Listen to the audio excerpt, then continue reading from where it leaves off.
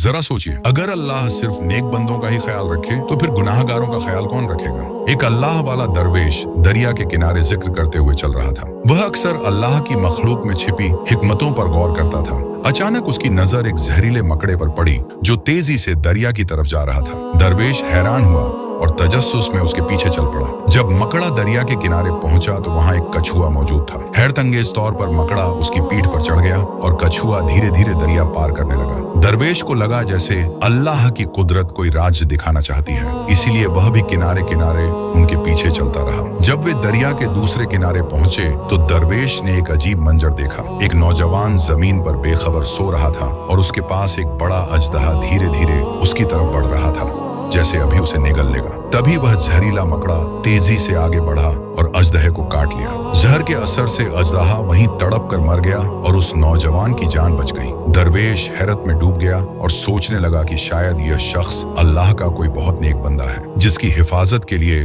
अल्लाह ने यह अजीब इंतजाम किया है। लेकिन जब दरवेश उस नौजवान के करीब गया तो उसने उसके मुंह से शराब की तेज बदबू महसूस की। वह और भी हैरान हो गया कि एक गुनाहगार इंसान के लिए अल्लाह ने इतना बड़ा इंतजाम क्यों किया। उसी पल दरवेश ने एक रूहानी आवाज सुनी, ऐ दरवेश, अगर हम अपने नेक बंदों का ख्याल रखते हैं तो हमारे गुनाहगार बंदों का ख्याल कौन रखेगा। यह अल्फाज सुनकर दरवेश की आंखों में आंसू आ गए और उसे अल्लाह की बेपनाह रहमत का एहसास हुआ। जब वह नौजवान जागा तो दरवेश ने उसे पूरा वाकया सुनाया। इस घटना ने उसके दिल को झकझोर दिया और उसने सच्चे दिल से तौबा कर ली। वक्त गुजरता गया और वही नौजवान इल्म और नेकी के रास्ते पर चलकर अपने जमाने का एक नेक और काबिल एहतराम आलिम बन गया।